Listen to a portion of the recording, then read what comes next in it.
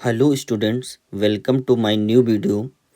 पिछले दो वीडियोस में हमने जर्नल इंस्ट्रक्शंस के बारे में और यूपी बोर्ड क्लास 10th के सिलेबस के बारे में हमने बात की। अब आज हम इस वीडियो में इंग्लिश क्लास 10th के 2023 के सेट नंबर 817 DH के MCQ करेंगे। तो जैसे ये इंस्ट्रक्शन हमने आपको पहले बताए थे, इंस्ट्रक्शन के बाद में आपको हमने यहाँ सिलेबस के बारे में बताया था। आप जाके उन वीडियोस को देख सकते हैं। और ये रहा सिलेबस। उसके बाद ये यहाँ से आपका पेपर शुरू होता है 2023 का। ये प्रीवियस ईयर का पेपर है, मतलब 2023 में पेपर हुआ था। तो इसमें आज हम सारे MCQs करेंगे। इसके 20 MCQs आपके यूपी बोर्ड में आते हैं। ये क्लास 10th हाई स्कूल जिसे कहते हैं, क्लास 10th का पेपर है। आइए इसका पैसेज हम पढ़ते हैं। तो लिखा हुआ है, read the following passage carefully, read the following passage carefully and answer the questions that follow, choosing the correct option. तो हम ये अनसीन पैसेज है, इसको हम ध्यान से पढ़ेंगे। पढ़कर इससे हमें 3 क्वेश्चंस मिलेंगे। उन 3 क्वेश्चंस में हम सही ऑप्शन का चयन करेंगे। तो आइए देखते हैं। तो लिखा है, Subhash Chandra Bose was a great leader of India. इसका मतलब है सुभाष चंद्र बोस भारत के महान नेता थे। अगला, his countryman called him Netaji. Countryman का मतलब होता है देशवासी। कंट्रीमैन का मतलब देशवासी। तो उनके देशवासी उन्हें नेताजी कह के पुकारते थे। उन्हें नेताजी कह के पुकारते थे। बिकॉज, क्योंकि he led them on the right path. क्योंकि वे उनको देम मतलब कंट्रीमैन, देशवासियों को राइट पथ, सही रास्ते पर ले गए। क्योंकि वो उनको सही रास्ते पर ले गए। ही मतलब सुभाष चंद्र बोस, सुभाष चंद्र बोस। इंग्लिश में सुभाष चंद्रा बोस कह सकते हैं और हिंदी में सुभाष चंद्र बोस कहेंगे, उसमें कोई प्रॉब्लम नहीं। यहाँ से फिर से ही प्रोनाउन आया है। तो ही प्रोनाउन आया है सुभाष चंद्र बोस के लिए। तो he was imprisoned many times. तो इम्प्रिजन्ड मतलब कैद में होना या जेल में पड़ना। तो उनको कई बार कैद हुई या वो कई बार जेल में डाले गए। आगे, but he soon found out that more efforts should be made to make India free। तो इसका अर्थ हुआ लेकिन he soon found out, उन्होंने जल्द ही पता लगा लिया। he soon found out, उन्होंने जल्द ही पता लगा लिया that की more efforts, अत्यधिक प्रयास should be made to make India free, अत्यधिक प्रयास करने पड़ेंगे, should be made करने पड़ेंगे to make India free, Bharat को स्वतंत्र करने के लिए या भारत को स्वतंत्रता दिलाने के लिए अत्यधिक प्रयास करने पड़ेंगे। आगे देखते हैं लाइन में क्या लिखा है। आगे लिखा है कि the British power was getting weaker in the second world war. आपने पढ़ रखा होगा, सेकेंड वर्ल्ड वॉर हुआ था। तो उसमें जो ब्रिटिश पावर था यानी अंग्रेजी जो ब्रिटिश शक्तियाँ थी वो गेटिंग वीकर, कमज़ोर हो गई थी in the second world war. द्वितीय विश्व युद्ध में ब्रिटिश शक्तियाँ कमज़ोर पड़ गई थी। He thought of seeking it from all sides. ही आया है सुभाष चंद्र बोस के लिए। तो सुभाष चंद्र बोस जी ने सोचा कि अब जब ब्रिटिश शक्तियां कमज़ोर पड़ गई हैं तो सेकिंग इट, इसे हिलाने के लिए, ब्रिटिश शक्तियों को हिलाने के लिए हम लोगों को फ्रॉम द ऑल साइड्स, हम लोगों को इस बात पर विचार करना चाहिए कि हम सभी दिशाओं से ब्रिटिश शक्ति को हिला के भारत देश से बाहर कर दें। वन डे, एक दिन, he escaped from Calcutta in the guise of a Pathan.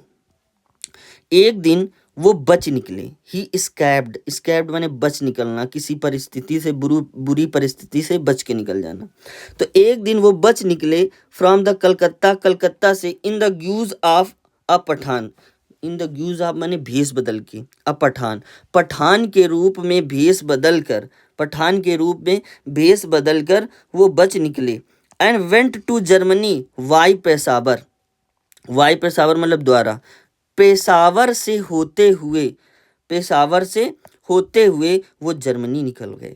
तो एक दिन वो कलकत्ता से बच निकले और भेष बदलकर पठान के रूप में जर्मनी पहुंच गए, पेशावर से होते हुए।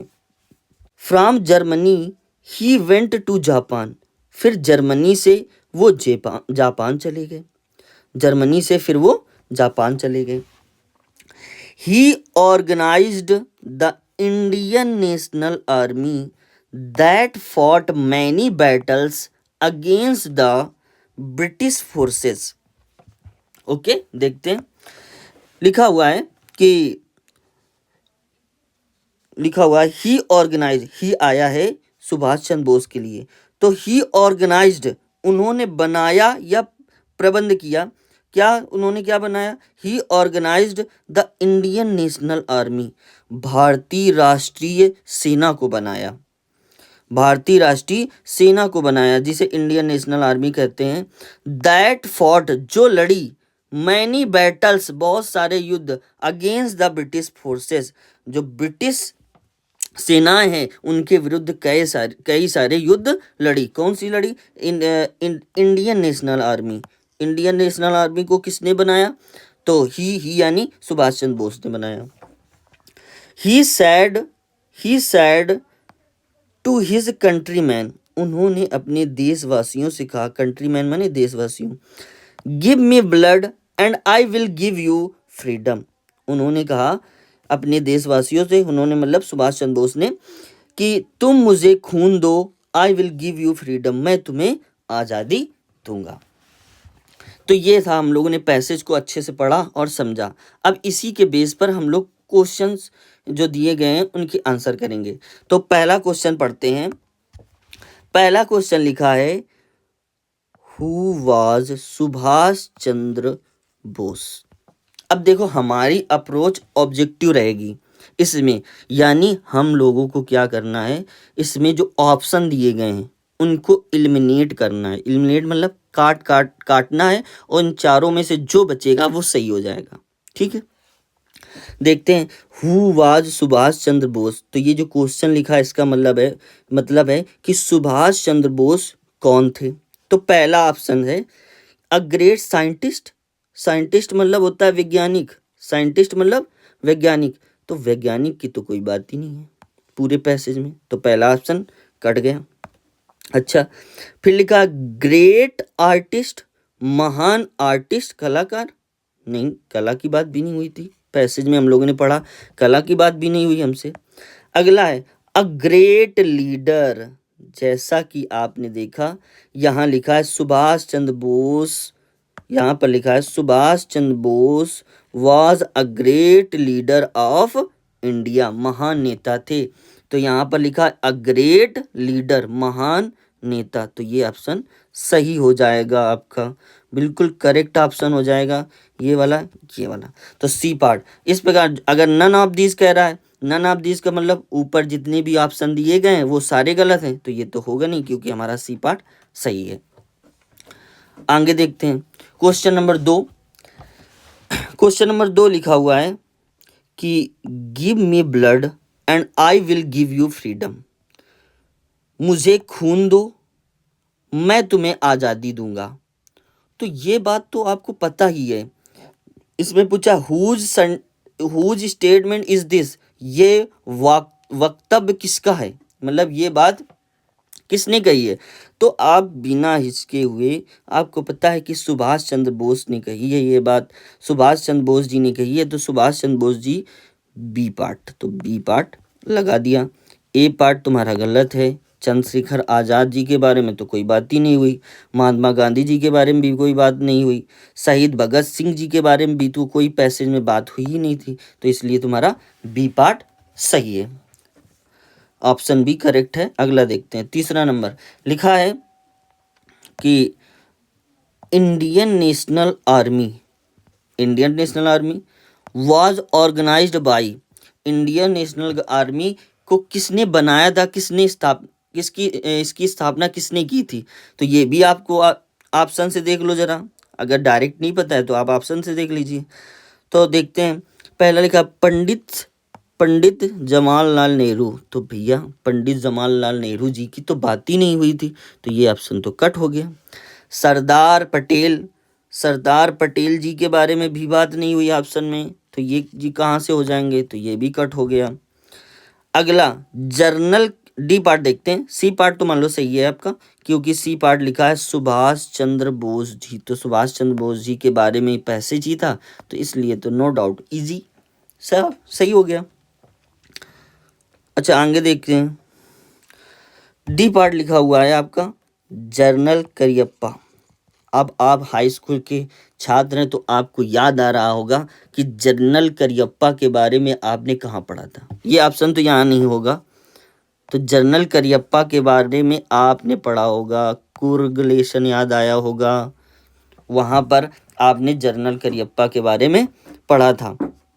अच्छा ये वाला हो गया तीसरा, चलो इसको क्वेश्चन को देखते हैं।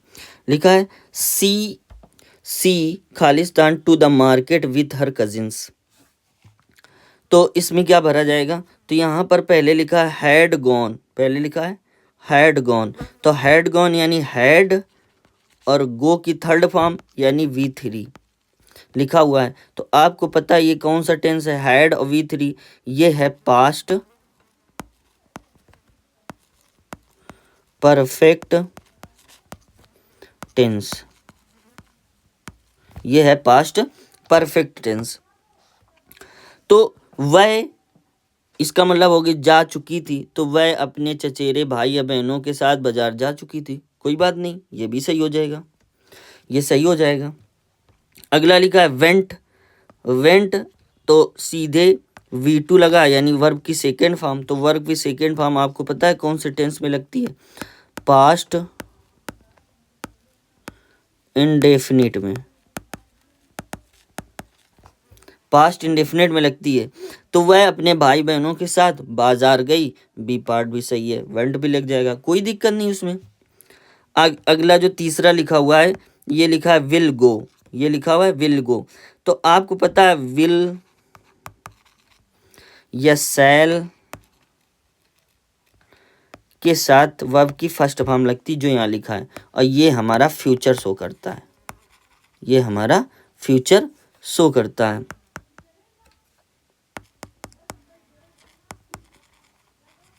ये हमारा फ्यूचर शो करता है, तो ये भी सही है कि वह अपने चचेरे भाइयों के साथ बाजार जाएगी, सी पार्ट सही है। तो ABC तीनों आ सकते हैं, कोई दिक्कत नहीं है, तो इसलिए यहाँ पर कौन सा करेक्ट होगा आपका करेक्ट होगा ऑल आर करेक्ट, सब सही है, डी पार्ट सही होगा। आगे देखते हैं, लिखा है अगला क्वेश्चन लिखा है if a student wants to know every new thing he is, लिखा हुआ है यदि एक छात्र चाहता है to know every new things, हर नई चीज को जानना, तो ही इज वह है, मतलब एक छात्र है वो हर नई चीज को जानना चाहता है, तो हम उसे क्या कहेंगे, वह है। तो पहला ऑप्शन दिया है इंटेलिजेंट, देखो इंटेलिजेंट का मतलब होता है बुद्धिमान, बुद्धिमान का मतलब है कि जो हर चीज को अच्छे से समझ ले, सॉल्व कर ले, तो उसमें नई चीज जानने वाली बात कहाँ से आ गई, समझ ले, तो ये इंटेलिजेंस तो नहीं होगा, इंटेलिजेंट नहीं होगा। अगला लिखा हुआ है कॉशियस। कॉशियस का मतलब होता है सतर्क। कॉशियस का मतलब होता है सतर्क। कॉशियस का मतलब होता है सतर्क, सावधान, सतर्क, सावधान। मतलब जो कोई काम बड़े ही सतर्कता या सावधान से करे तो वो सतर्क है। तो इसमें न्यू थिंग जानना कुछ है ही नहीं, तो ये भी नहीं होगा तुम्हारा। अगला जो है वो लिखा केयरफुल। केयरफुल मतलब सावधान रखना, सावधान रहना। किसी घटना, किसी बुरी परिस्थिति या कुछ हो तो वो सावधान रहना, तो यहाँ पर सावधान की बात भी नहीं है, तो ये भी नहीं होगा। क्यूरियस। क्यूरियस, क्यूरियस मीन्स होता है उत्सुक। क्यूरियस का मतलब होता है उत्सुक। तो उत्सुक व्यक्ति वही व्यक्ति है जो हर नई चीज जानने के लिए उत्सुक रहता है। तो आपका यहाँ पर कौन सा ऑप्शन रहेगा? डी ऑप्शन रहेगा करेक्ट।